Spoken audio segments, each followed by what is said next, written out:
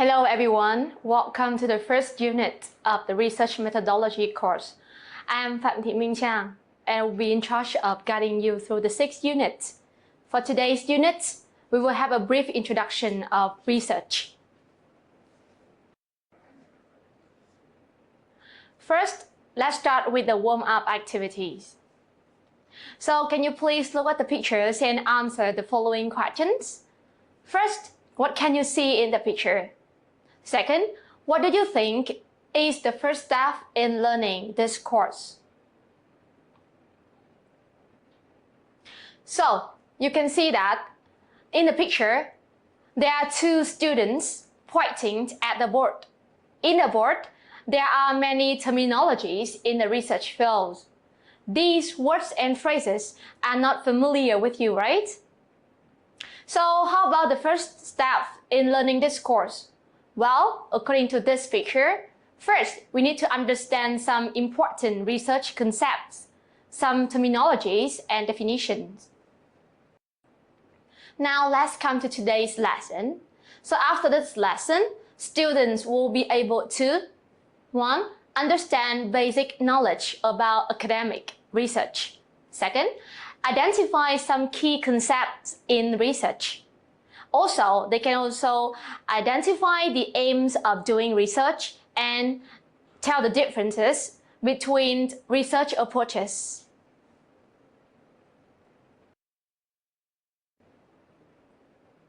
So, to help you achieve the goals, I divided the lesson into two main parts. First, there will be a short introduction about research, and another one, I will introduce you some approaches to research. First, let's start with the introduction to research. I will give you the definition of research and also the functions of research. Now, let's come to the definition of research. I want you to complete the first practice. Read these situations, which is called research. So we got number 1, a 4th grade child come home from school and told his mom, "Mom, I have done research." So the teacher sent us to the library and asked us to find some information about Colombia. I found Colombia in the map and some interesting facts about this nation. Or number 2, a high school student wrote a summary of the novel Gone with the Wind. I hope that you know the novel Gone with the Wind. And number 3, a medical student conducted a 2-year research on how social media bullying impact self-perceptions.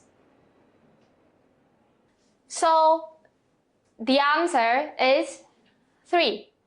The medical student conducted a 2-year research on how social media bullying impact self-perception. So through judging the situation, I hope you understand what does it mean by research now. So let's come to the definition. So let's come to the definition of research. So research is to make known something previously unknown to human being.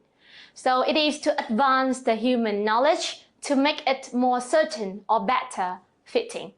So the aim of the research is to discover or discovery. So this one is according to a list in 1986. So agree with the previous researcher. So research can also understand as about discovering something you didn't already know and about proving or disproving a theory.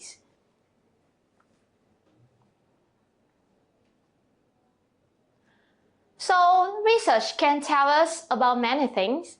Look at the picture. This one shows how 4 families spend their money. So the result of the research had been through a systematic research process. So we need to conduct some survey, we need to conduct some kinds of interview to generate the data.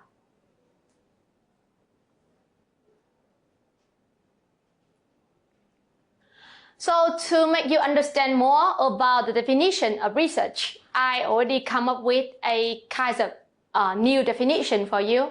So research, just understand it, is a process of steps used to collect and analyze information to increase our understanding of a topic or issue. So in general level, research consists of 3 main steps. Number 1, you need to pose a questions. Number 2, collect data to answer the questions. And number 3, present an answer to the question. So this part is analysis and interpretation.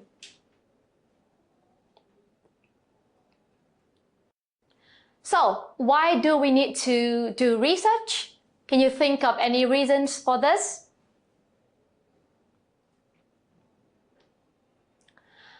So there are 4 main reasons I can come up with. 1, it helps us to answer the practical questions. So I give you one example. Will a deduction in teachers' talking time improve the students' autonomy? Autonomy meaning self-study. So the question is about the teacher's talking time. So what is the benefit of reduction in teacher talking time? Second is to make informed decisions.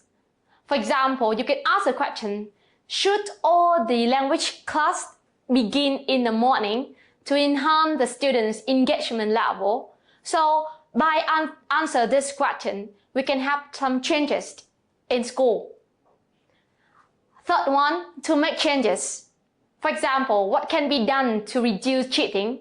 So it can affect the way that the teacher design the test for the student to reduce cheating.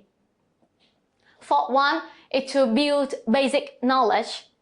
So for example, I want to give you an example about language teachings and learning processes. So the example goes like, why do Vietnamese students make mistakes in ending sounds when they speak English?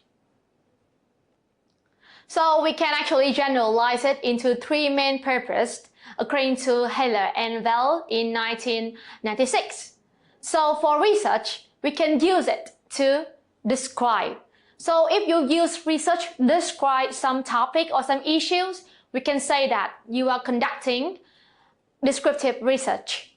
If you want to explain something, we can say that you are doing an experimentary research. And the last one, if you want to evaluate something, meaning assess something, it means that you conduct evaluative research. So let's look at the figure. So the figure above shows that some research projects might be designed to meet a number of purposes. For example, if you were conducting research on stress, you might be interested in discovering factors that lead to stress. For example, like some stress from the homework, stress from the workplace.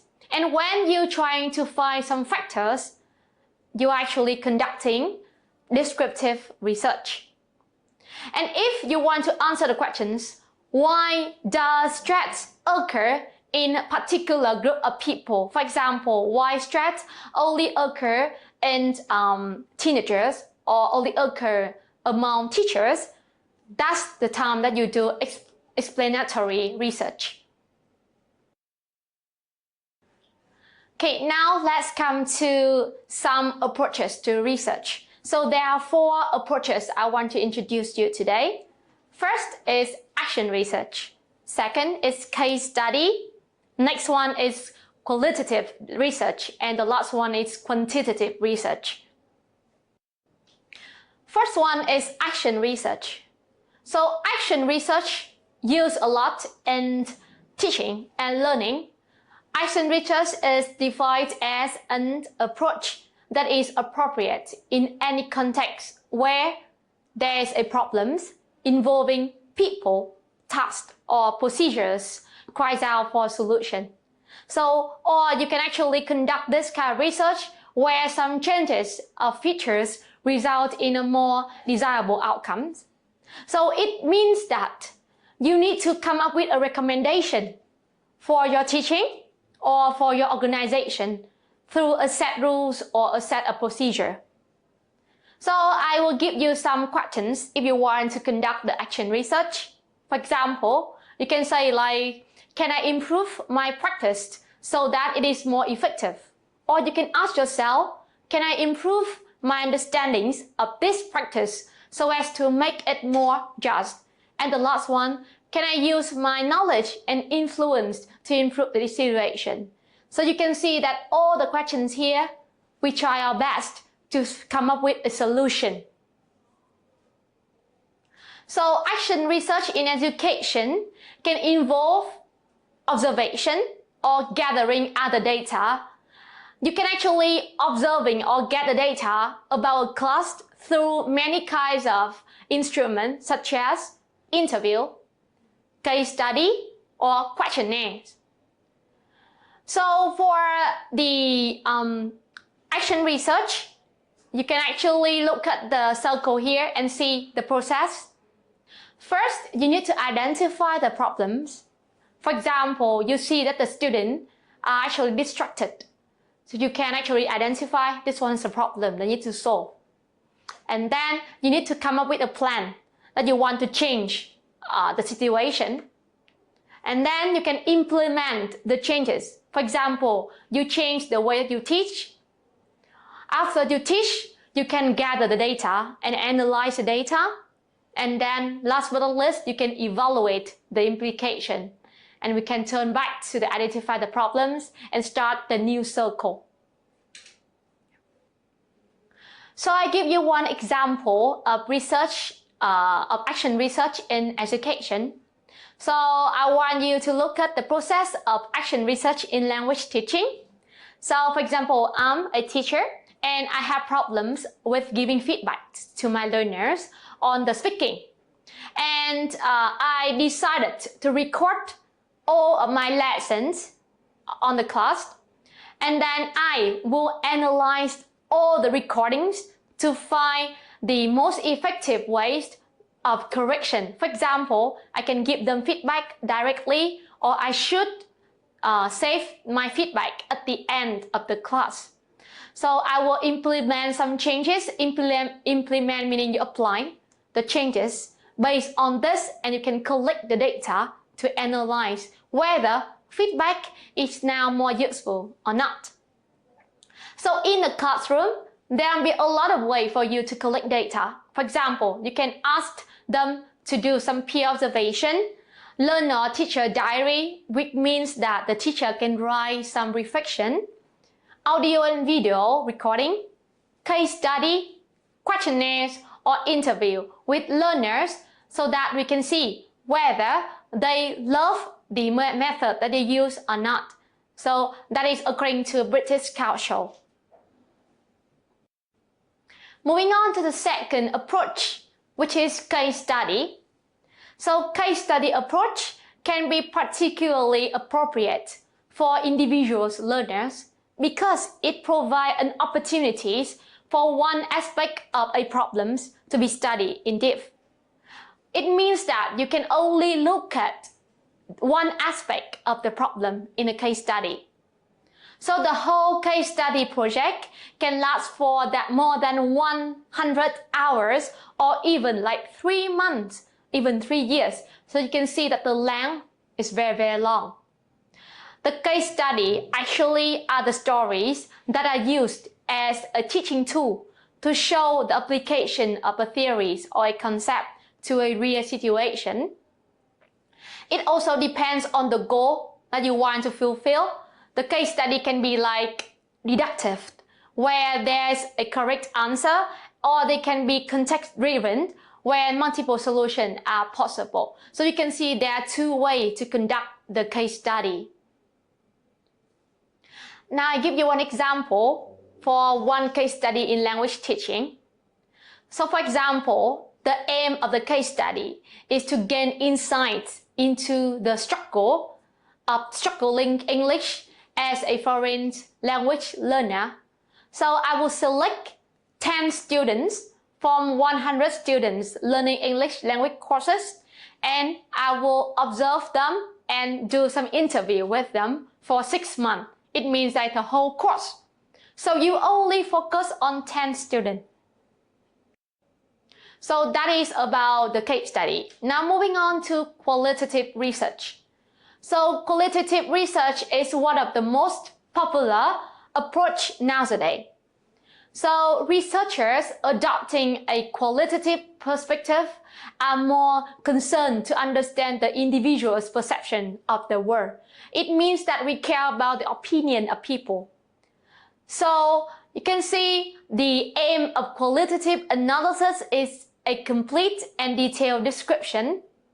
On the other hand, we can actually apply the qualitative research when we want to get a kind of very detailed description of an issue. So a researcher uses qualitative research method when the answer to a research question may be unknown or partially known to the researcher. So for example, there is a limited research about English young learner in Vietnam. So you can use qualitative research to exploit the issue. So in the meantime, we also able to know the reason behind the English young learners' difficulties when they learn English, and it helps you to understand more about the situation. However, the qualitative data you can get are very rich. However, at the same time, it will be very time consuming and it's less able to be generalized. So there will be some instruments for you to collect data for qualitative approach. First, interview. And that's the thing called semi-structures, which we will look at in Unit 4. Observation. You observed the subject. Diaries, field notes, video recording, and photographing. Now I give you an example of qualitative research. So the topic can be the perspectives of students studying English at a high school on online learning during COVID-19. So this one, you can look at it from a qualitative approach. Why? Because this is a very new issue with a limited study. So you can actually design to have a complete and detailed description of it. And you can actually use different kinds of methods. For example, you can use observation, interview, or analysis of the student's diary. And the data that you generated from the qualitative approach can be text, video, and notes. Now, opposite the qualitative research is quantitative research. Quantitative research helps you to collect facts and study the relationship of one set of facts to another. So, in the quantitative research, we use numerical data. So typically structures or research questions, conceptual framework and design. So the most outstanding method for this one is questionnaire.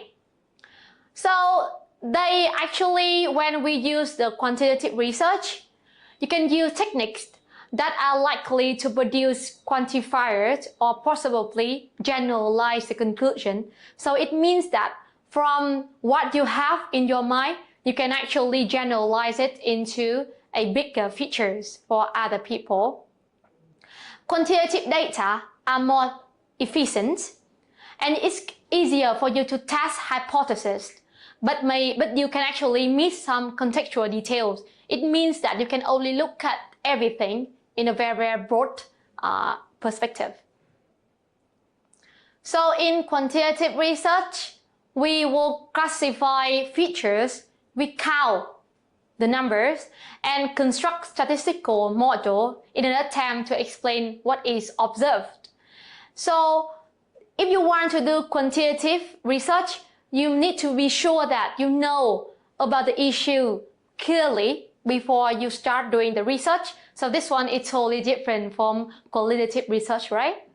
And the researcher can use different tools. For example, they can use questionnaire, the most outstanding tool. You can also using test, audio tapping, interview, but structures interview, and observation. Now I will give you one example of quantitative research. So the topic I want to look at is difficulties of university students in learning listening skill. I use quantitative approaches because first, I want to collect data and study the relationship of one set of facts to another. So in here, I want to see what factors affecting the listening skill of the student and what difficulties that they face. And the researcher knows clearly in advance what he or she is looking for. So, for example, for the topic, difficulties in learning listening skill, there are a lot of research you can read about the difficulties, and actually you can just write down some difficulties before you conduct the research. The method you can use here is questionnaires, tasks, and interview structures. And the data that you get from quantitative approach is numbers, statistics about students with different types of difficulties and reasons. Now, to help you understand more about the differences between qualitative and quantitative approach, I have a small practice for you. So I have 4 situations here. Your task is to read the 4 situations and decide what approach is the best for this research, qualitative or quantitative. So here's the answer. For number 1, students' prospect of e-learning in studying English, you should use qualitative research. Why? Because for this topic, you don't really know about what prospect of student. You cannot list out the opinions of students about e-learning. And this one is a very, very new topic for you. So quantitative help you to understand more about the students' opinion and perspective and the reason why they think like that. Number 2, an investigation into the relationship between motivation and language learning outcome. So in here, we can see the word relationship. So do you remember in quantitative research, we actually see the relationship between one fact and another. So in number 2, we use quantitative research. Number 3, the impact of vocabulary learning apps on second language acquisition. So in here, you can also see they want to see the relationship between vocabulary learning application and the second language acquisition. So when you see the relationship, of course, we need to use quantitative research. The last one, exploring the role of cultural background in language learning, student experience and perception. So number 4, we deal with the student experience and perception. So I think in here we need to use interview so that we can understand more about the topic. So in here I will use qualitative research. So I recommend you to read more about quantitative and qualitative through this book. This useful book considers the differences between qualitative and quantitative research, the most 2 popular approaches. And then you can see that how they used different tools, for example, survey, questionnaire, sampling, interview, and much more. For case study, you can read the books of Jin, and for In, he can actually give you like all the aspects of case study method from definition, design, and data collection to data analysis in just one book. So I think these 3 books is recommended to read. So let's come to the wrap-up. Today's lesson, I just introduced you the definition of research and explain why we need to do research. And then we actually look at 4 approaches to research: action research, case study, qualitative research, and quantitative research. Thank you so much for attending the Unit 1 and see you again in Unit 2.